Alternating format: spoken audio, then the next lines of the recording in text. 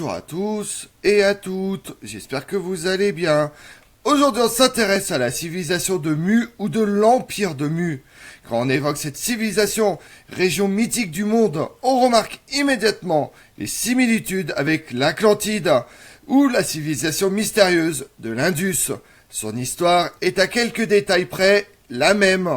Nommé également le continent perdu de Mu, ces terres se trouveraient dans l'océan Indien. Pour beaucoup, il s'agirait de la Lémurie, un autre continent légendaire.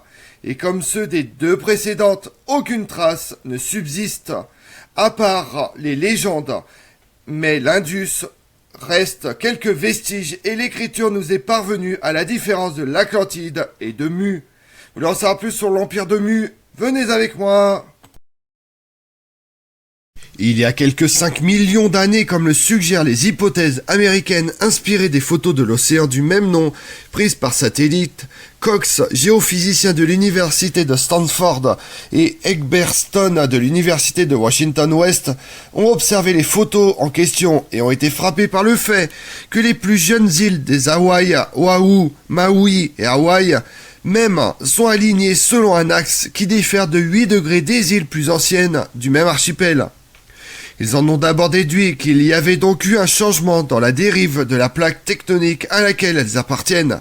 Selon Ice, géophysicien, le glissement de la plaque se serait effectué parallèlement à la côte californienne et à l'actuelle faille de San Andreas. Puis, il y a 5 millions d'années, à la suite de la fracture de cette plaque, le glissement aurait suivi un axe différent orienté de 8 degrés dans la direction sud-est. C'est alors que, sous la pression de la plaque, ou du moins sous celle de l'un de ses fragments, se seraient formées les montagnes de la Californie actuelle. La fracture de la grande plaque originelle du Pacifique se serait effectuée à la hauteur des îles Fidji. Le fragment nord serait entré en subduction sous le fragment sud, le poussant alors un peu plus vers le sud-est. Les habitants de Mu se divisaient en plusieurs races. La principale race avait la peau claire, un peu dorée, de grands yeux sombres et les cheveux noirs. D'autres avaient la peau noire, rouge ou jaune, mais ils étaient en infériorité. Ils possédaient un savoir très avancé, grâce à plus de 200 000 ans d'expérience, des connaissances supérieures à celles que les Atlantes acquirent plus tard, y compris nos actuelles connaissances. Comme les Atlantes, ils entreprennent d'envahir le monde, mais de manière moins belliqueuse, car ils étaient pacifiques. Durant leur campagne, les habitants de Mu auraient érigé des pyramides sur toute la Terre. Mais cette civilisation était hautement avancée que décadente, et les dieux finirent par les punir. Ainsi, il y a plus de 10 000 ans, le continent de Mu sombre dans les eaux à tout jamais, suite à une série d'éruptions volcaniques et de raz-de-marée. Terre mythique censée avoir été engloutie il y a des milliers d'années, le continent de Mu est jailli de l'esprit de plusieurs personnages qui lui assurent une certaine popularité entre le 19e et le 20e siècle. Le premier à l'évoquer est le missionnaire Charles-Étienne Brasseur de Bourbourg en 1814-1874, ayant traduit le Codex Maya Trocoercianus. Ce pionnier des études précolombiennes prétend en 1867 y avoir déchiffré l'histoire d'un continent englouti dans l'océan Pacifique. Une reconstitution issue d'une lecture erronée du texte, mais qui va reprendre à son compte l'antiquaire et archéologue américain Augustus Le Plongeon. Mayaniste, passionné, ayant passé plusieurs années à fouiller le site de la péninsule du Yucatan au Mexique, Augustus Le Plongeon avait une obsession, prouver que la civilisation de l'Égypte était issue de la civilisation Maya. Le Plongeon alla jusqu'à prétendre que les Mayas étaient eux-mêmes issus d'une civilisation beaucoup plus ancienne, disparue sous les flots 11 500 ans auparavant, lors d'un cataclysme qui détruit le continent de Mu, quelquefois confondu avec la Lémurie, et un continent englouti mythique dont l'existence fut proposée au XIXe siècle, se situant dans l'océan Pacifique, avançant que cette civilisation disparue il y a plusieurs millénaires aurait propagé sa technologie avancée dans le monde entier. Elle aurait notamment permis l'édification de grandes pyramides éparpillées sur le globe. Comme Atlantique, il aurait été détruit il y a 12 000 ans par les dieux pour punir une civilisation décadente. L'empire de Mu fut ensuite popularisé par les écrits de James Schuchward, le situant lui aussi dans l'océan Pacifique. La théorie de le plongeon eut quelques échos en France, en particulier dans les cercles ésotériques. La revue Spirit, fondée par le père du spiritisme Alan Kardec, consacre en octobre 1895 un long article à cette découverte d'un explorateur dans le Yucatan. Ci-dessous, nous donnons une traduction par Monsieur le Plongeon de la narration contenue dans le manuscrit Troano, de plus terrible cataclysme que l'histoire ait enregistré. En l'an 6 Cannes, le 11 Muluc, dans le mois Zak, il eut de terribles tremblements de terre. Ils se continuèrent sans interruption jusqu'au 13 Chouen. Le pays de Mu, de Bou, la terre de Mu, fut sacrifiée. Elle fut 3 fois bouleversée et disparut subitement pendant la nuit. À la fin, la surface s'effondre et 10 pays furent violemment séparés et dispersés, incapables de résister à la force des convulsions. Ils s'engloutirent avec leurs 64 millions d'habitants avant l'avènement de cet écrit. Les faits semblent ainsi établir qu'il existait jadis une île, continent, qui fut submergée il y a quelques 11 500 ans. La relation de Platon sur la destruction de l'Atlantide est en grande partie correcte. La destruction de la terre de Mu fut un événement si affreux, si terrible, que les Mayas changent leur supputation du temps en commémoration de cette destruction. La thèse de le plongeon sera largement battue en brèche par les scientifiques de l'époque, et le mayanisme se retrouvera peu à peu marginalisé par ses pairs. Elle va pourtant ressurgir après la Première Guerre mondiale à la faveur d'un livre à sensation, publié en 1926 par le troisième promoteur de Mu, le Britannique James Schuchward. Ingénieur de formation, Schuchward, qui a rencontré le plongeon en 1890, reprend son idée d'un continent originaire, berceau de toutes les grandes civilisations qui ont été victimes d'un gigantesque cataclysme des millénaires auparavant.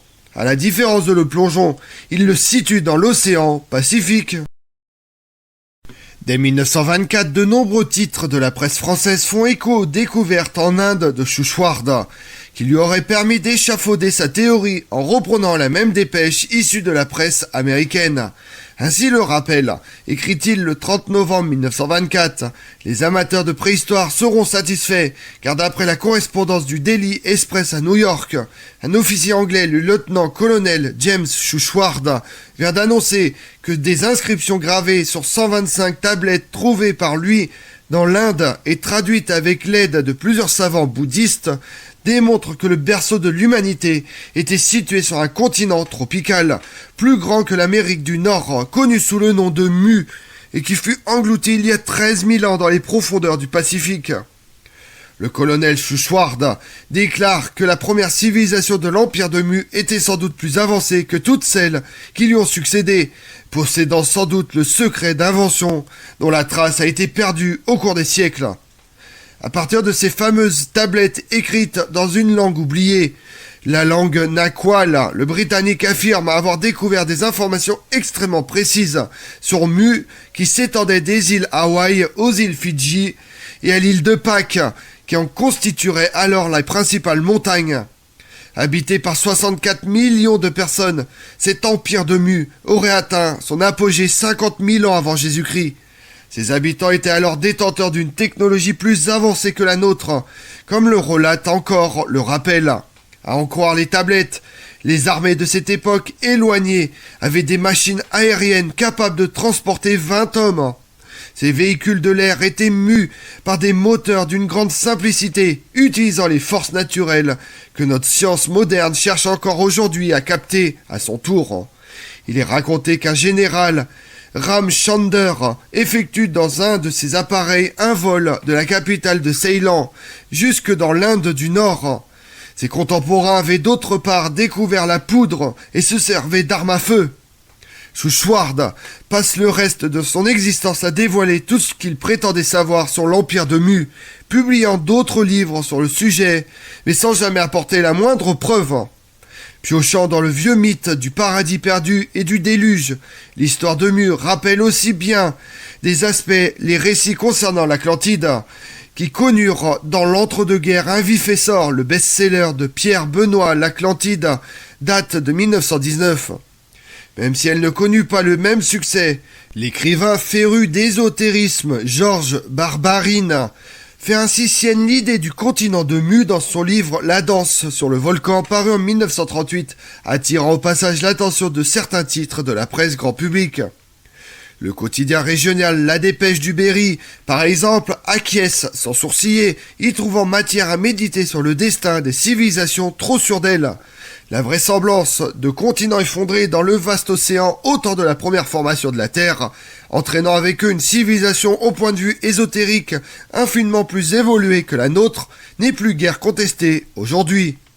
Au dernier siècle de son existence, Mu avait atteint un degré de civilisation, de luxe exorbitant, de bien-être tel qu'il conduirait son peuple à la corruption des mœurs.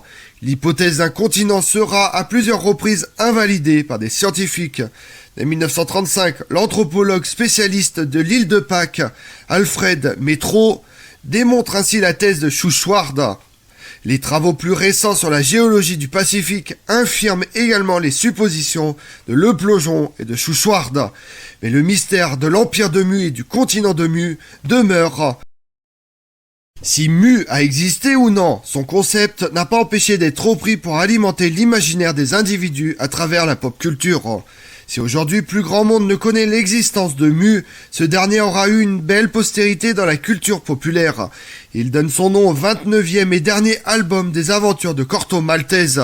Dans cet album, Pratt fait beaucoup d'allusions à des mythes et légendes diverses civilisations, comme le lieu mythique d'Aztlán des Aztèques, d'Atlantide, et à la découverte des Amériques bien avant Christophe Colomb, et fait quelques apparitions chez l'écrivain d'épouvante Lovecraft, ou dans des dessins animés comme les Chevaliers du Zodiaque. Petits et grands, nous avons tous entendu parler du dessin animé franco-japonais Les Mystérieuses Cités d'Or. Suivant les aventures d'Esteban Zia et Tao, l'Empire de Mu est une partie intégrante de la série. En effet, Mu est à l'origine des 7 cités d'or. Zia et Tao en sont les derniers descendants. Ils situent le continent dans l'océan Pacifique et auraient sombré suite à un cataclysme, tout comme l'Atlantide. Nous retrouvons aussi le continent de Mu dans les jeux vidéo, comme dans le jeu Civilization 6, où Mu est un nom utilisé pour les continents générés dans le jeu. Mu est un sujet tout à fait intéressant, dont l'étude peut être à la fois une réelle réflexion sur son existence ou bien nourrir notre imaginaire en nous faisant partir dans des aventures fantastiques. Comme on l'a vu, à la fin du 19e siècle et au début du 20e siècle, l'archéologue Augustus Le Plongeon et l'écrivain James Schuschward popularisent l'idée de l'existence d'un continent englouti dans l'océan Indien, jadis l'habitat d'une civilisation très avancée. Je vous remercie d'avoir suivi cette vidéo en ma compagnie. Si vous voulez connaître mes autres vidéos, retrouvez-moi sur ma chaîne YouTube Tout sur l'Histoire avec Damien, mais également sur les réseaux sociaux Twitter et Instagram Histoire Damien. Et pensez à liker, commenter et vous abonner. Je vous remercie à tous.